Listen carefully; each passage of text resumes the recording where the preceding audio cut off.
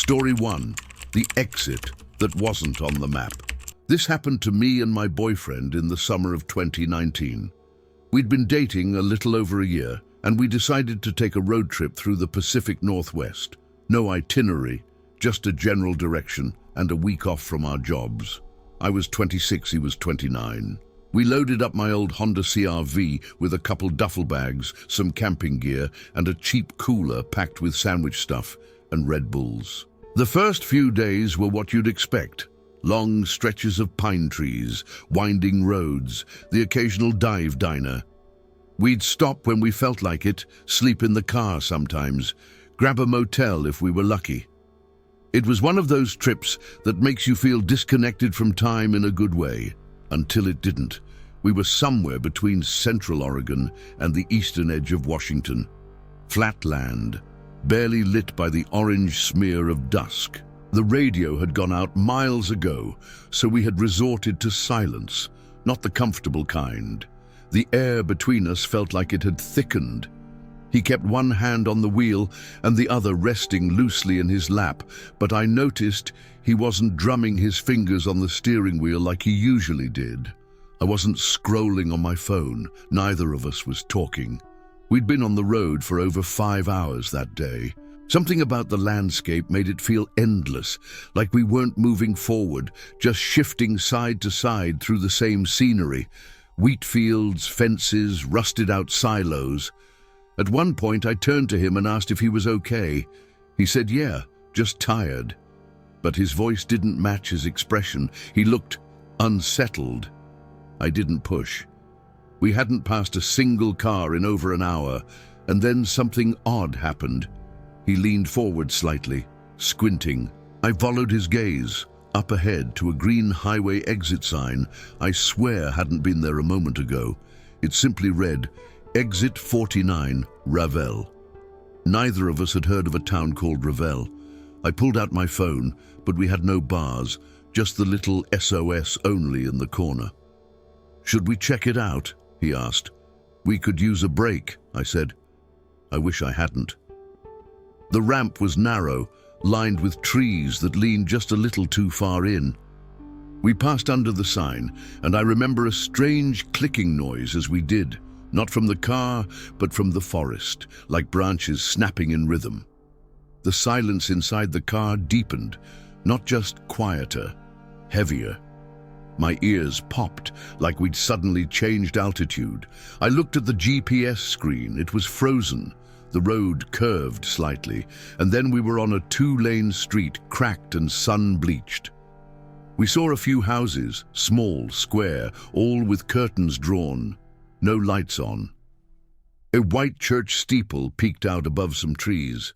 There was a gas station, old-looking but clean, the kind where you pump first and then go inside to pay. He pulled in, saying maybe we could get directions, or at least ask where the hell we were. I stayed in the car. He went inside. 5 minutes passed, then 10. I got out and walked toward the door.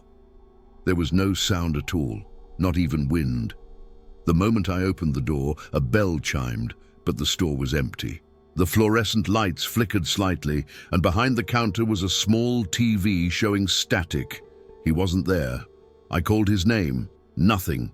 I stepped outside again. The car was still there. Engine off, but no one else. Then I noticed something. The tire marks. Only ours.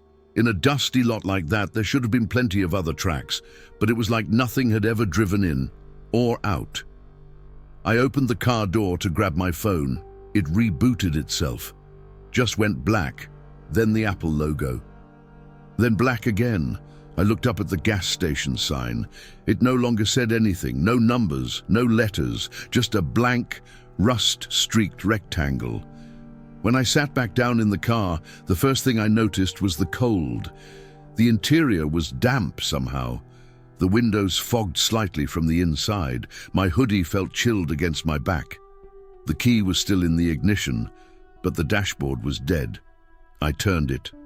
Nothing. Then the screen flickered once. GPS came on by itself, even though we hadn't been using it. What it showed was just a single dot, us, floating in a grey void.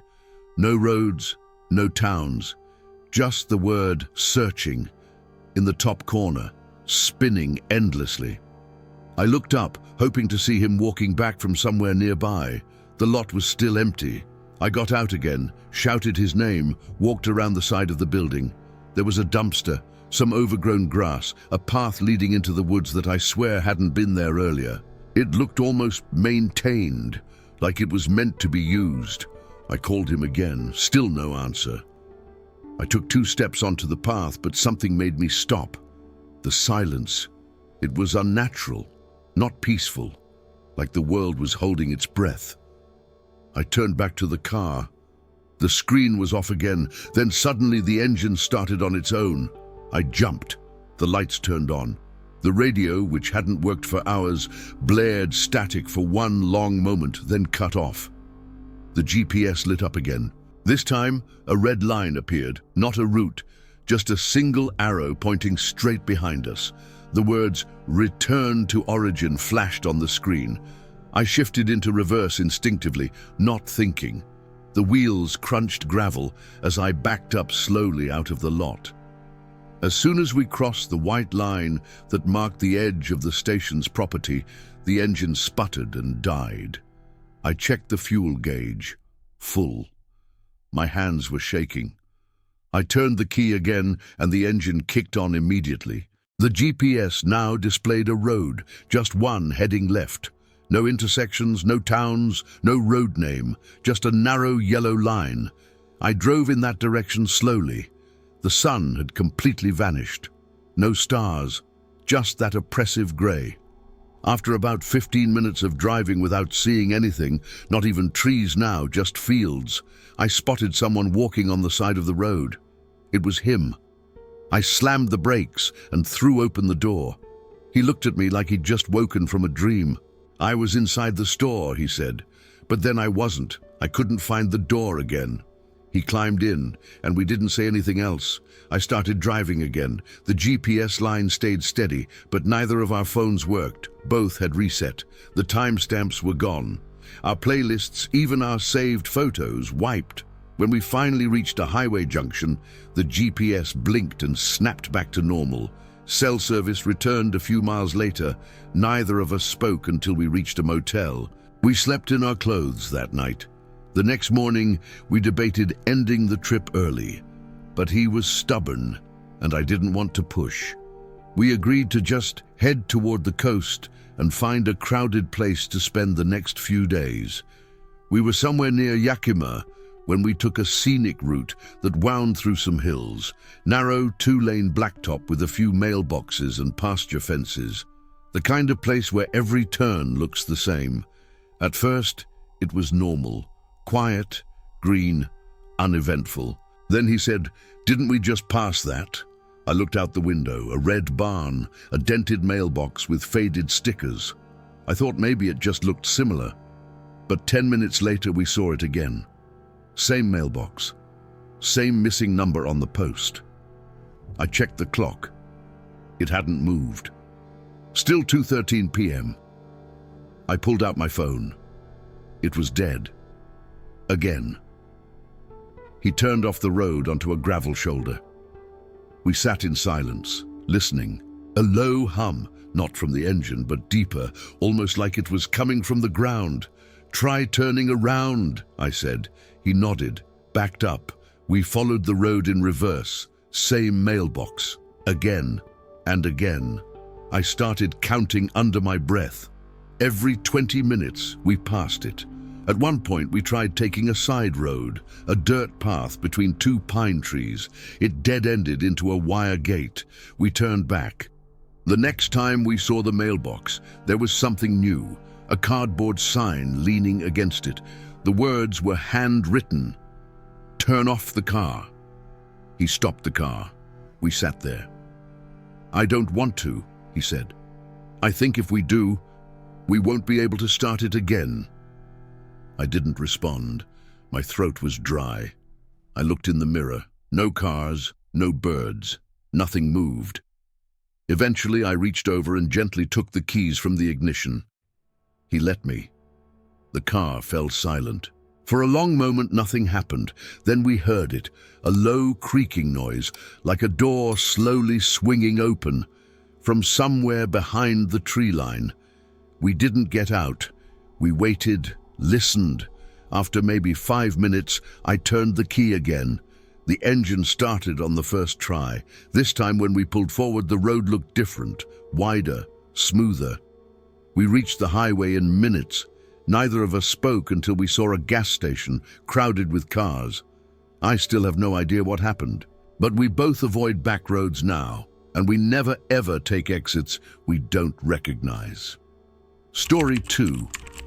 The man with the bumper sticker. This happened to me in 2018 on a solo drive back from visiting my sister in upstate New York. She lived just outside Syracuse, and I'd spent the weekend there helping her move into a new apartment. It was a quiet Sunday evening, and I wanted to get back to Connecticut before midnight. The highway was long and mostly empty. I was driving my old Corolla, the kind of car that buzzes faintly at 70 miles an hour, where the vibrations seem to sync with your thoughts. About an hour into the drive, I noticed a truck behind me. Nothing unusual at first. Just a white Ford pickup, maybe 10 car lengths back. No high beams, no tailgating. I saw it once in the rear view, then forgot about it, or thought I did. 20 minutes later, I checked again. Still there. Same distance, same steady rhythm. I told myself it was just coincidence. Long highway, few drivers. Still, I tapped the brake a couple times. Not enough to slow down, just enough to change the pacing. The truck mirrored me. It wasn't dramatic, just constant. I changed lanes. So did he. I waited 5 minutes, changed back. He followed. The weird thing was, he never got closer, never sped up, never fell back, just sat there, unchanging. I told myself I was being paranoid. I even turned on the radio to break the silence in my head, but each time I glanced at the mirror, he was there, a presence, not a vehicle. I tried to read the license plate, but the glare from his headlights made it impossible. Instead, something else caught my eye, a bumper sticker. It was simple white text on black. "If you can read this, I'm watching you." I laughed. Not because it was funny, but because I didn't know what else to do. Some weird, dark humor, probably meant to be edgy. But at that moment it felt pointed. Not like a joke, but a message. I adjusted the mirror so I couldn't see him. That helped. For a while. I remember passing a town called Whitney Point. It was one of those exit signs with 2 food options, a gas station and a vague icon for lodging. I thought about pulling off, just to shake him. But then I told myself I was overreacting. He could be going the same way. I'd driven nearly 100 miles already. Maybe he'd exit soon. He didn't, and I kept checking, kept hoping he'd vanish when I looked, but he never did. Always the same distance, like we were tethered. There were several chances to stop. I passed them all. A rest area with 1 broken vending machine lit by fluorescent tubes. A diner with 3 cars in the lot. An Exxon with a flickering sign and a closed convenience store. Each time, I felt the same pull. A flicker of instinct saying, "Get off, now." But I didn't. Not because I wasn't scared. Because I was so scared, I couldn't decide what would be worse, staying on the road or leaving it. At some point, I realized I was gripping the steering wheel so tightly my knuckles ached. I told myself, 10 more miles, I'll take the next real exit. Then the GPS on my dash flickered. It didn't shut off, just paused. For maybe 3 seconds, then resumed. But in those 3 seconds, I felt my stomach turn. I glanced back. Still there. Only now. Closer. Not by much, but enough. Enough that the sticker was crystal clear. I changed lanes again. He did too. I slowed down. He stayed fixed. Too close now. I tapped the brakes again. He didn't back off. A semi passed us. I considered slipping behind it, letting it block me from view. I even did, briefly, but the truck driver must have been going too fast. I couldn't keep up, so I fell back into the right lane. And there he was, like he'd been waiting. This time his headlights blinked once, a flash, then nothing. It wasn't random, it felt like punctuation. I felt a buzzing in my skin, like my body knew something I didn't have words for yet. Not panic, not dread, something more primal. A message underneath the thoughts. That's when I knew. It didn't matter if I turned off. He would follow. It's hard to explain the way that sticker started to feel. At first, it was just words. Then it became the shape of the whole encounter. If you can read this, I'm watching you. What kind of person chooses that? Not just someone who wants to be funny, someone who wants you to laugh before you realize you're not supposed to. It got under my skin. It reframed everything. This wasn't a coincidence. He wanted me to know. Around 10:40 p.m., I passed a Walmart distribution center. The glow from its parking lot lit up the sky, breaking the darkness for a brief moment. I used the distraction to swerve into the right lane again and signal for the exit. He didn't follow this time. I took the ramp fast, tires chirping against the turn. I didn't stop, just looped back onto the highway in the opposite direction. When I merged back on, I slowed to 55 and kept to the far right lane. For 5 minutes, I didn't see him. Then he appeared, in my mirror again, coming up the on-ramp from the same exit I had just used. I remember whispering, "No." I turned off my headlights briefly. Maybe he'd lose sight of me. Maybe it'd give me an edge. It didn't. He matched me again, distance intact. I drove like that for 20 miles, completely silent, no music, no thoughts, just tension. Then something shifted. He changed lanes. For the first time in over an hour, he didn't follow me. Instead, he pulled up next to me. I refused to look. I kept my eyes straight ahead, but out of the corner of my eye, I could feel it. He stayed exactly parallel. Then I heard it, the sound of his horn, just one short honk. That's what broke me. I pulled over onto the shoulder. He kept driving, slow at first, then accelerating, disappearing into the dark. I waited on the side of the highway for over 20 minutes. No other cars passed. My hands were shaking too badly to hold the phone. Eventually, I drove again. Stopped at a gas station with bright lights and cameras. Told the cashier I needed to stay there for a while. He didn't ask questions. The man with the bumper sticker never touched me, never got out, never said a word. But I haven't driven long distances alone since. And to this day, if I see a truck with a bumper sticker, I read it with dread, like it's not a joke, like it's aimed only at me. Did you enjoy the content and it made a difference for you? Click on Super Thanks and support our work. Story 3.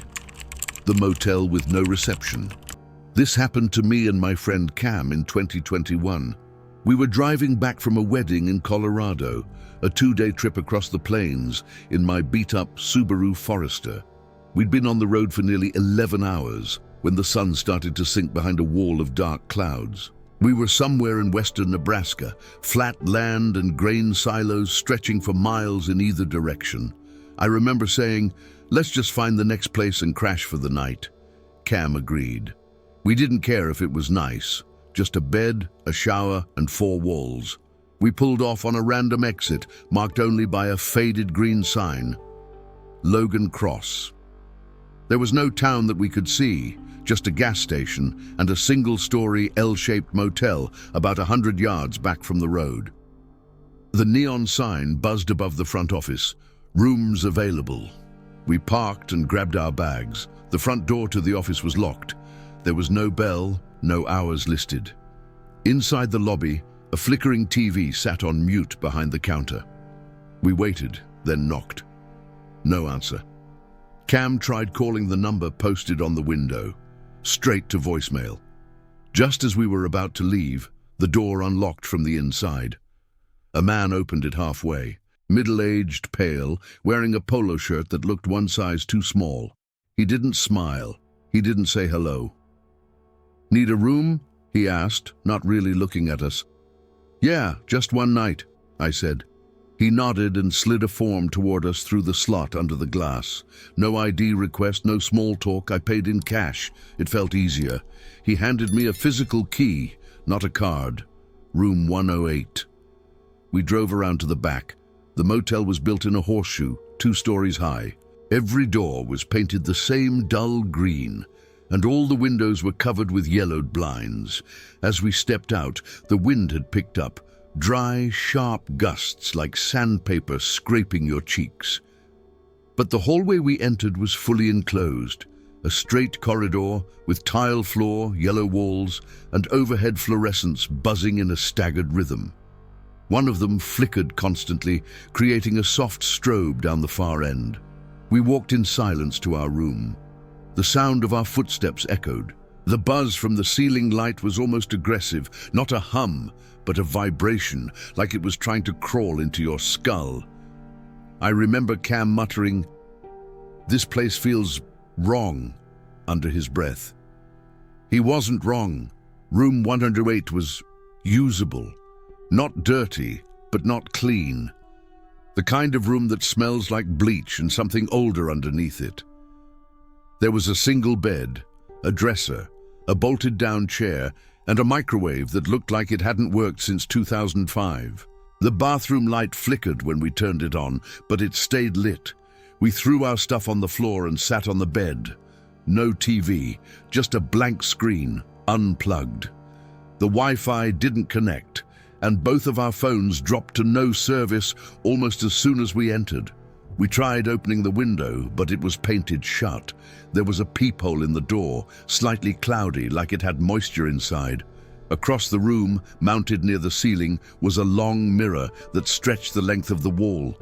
It was the only surface in the room that reflected anything. We didn't talk much that evening, just showered, changed, and laid on opposite ends of the bed, scrolling through photos that wouldn't load. At some point, maybe around 11:30, we heard footsteps in the hallway. Slow, heavy. They stopped in front of our door. I sat up. Cam did too. We both listened. There was a knock. Not aggressive, not impatient, just deliberate. I walked to the door and looked through the peephole. All I could see was a dark shape, tall, standing still. No details. "Who is it?" I asked. No answer. But in the reflection across the room, that mirror mounted near the ceiling, I saw movement. A figure, tall and barefoot, pacing slowly in the hallway. I turned back to the peephole, still a blur. Cam stood next to me now. He whispered, "Can you see his face?" I shook my head. The figure stopped, then suddenly walked away. Not quickly, just casually, disappearing to the left. We waited another minute, then opened the door. The hallway was empty, no footsteps, no sound. We checked both directions. Nothing. I started to laugh, a nervous laugh, but Cam didn't. He pointed to something. Down the hall, under the flickering light, a shoe sat alone, just one. A work boot, no laces, facing our direction. We didn't touch it, just went back inside and locked the door again. This time, we pushed the chair under the knob, and neither of us slept. Around 3:30 a.m. I must have drifted off, but it wasn't real sleep, more like a half-conscious fog. I was lying on my back, eyes closed, when I became aware of something. A presence. I tried to turn my head, but couldn't. Tried to move my arms. Nothing. My breath felt shallow, like I was breathing through cotton. I was awake. I knew it. But my body refused to follow. Out of the corner of my eye, I could see the mirror. There was movement in it.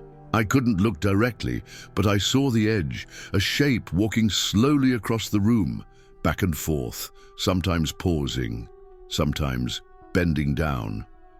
I wanted to scream, but my mouth wouldn't open. Then I felt the weight. The bed shifted slightly, pressure on the mattress like someone sitting at the foot of it. I felt cold against my legs, not air, but skin.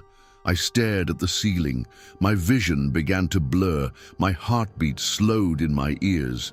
And then, just as suddenly, it released. My arms flinched, my chest expanded. I sat up, gasping. Cam was standing at the window, fully dressed, backpack on. His face was pale. "I'm leaving," he said quietly. "Now." I nodded, already grabbing my shoes. He didn't explain. I didn't ask. We opened the door. The hallway was still humming, still empty. The shoe was gone. We walked fast to the car, threw everything in. As we pulled out, I looked back. The front office was dark. The neon sign had turned off. No light, no movement, no one there. We drove until we found a 24-hour diner 20 miles away. We sat in silence for over an hour before either of us spoke. Cam told me he hadn't slept, that he'd been sitting up all night, that he saw the figure again. Not through the door, not in the mirror, but in the room, just standing in the corner, not moving. He said the eyes weren't visible, but he knew it was watching, knew it had no luggage, no shoes, knew it didn't belong anywhere outside that place. We filed a report with the local sheriff the next morning. They said there was no motel listed in that area under the name we gave. When we went back, just to prove we hadn't imagined it, we found only an abandoned lot. Overgrown grass, scattered concrete slabs, no structure at all.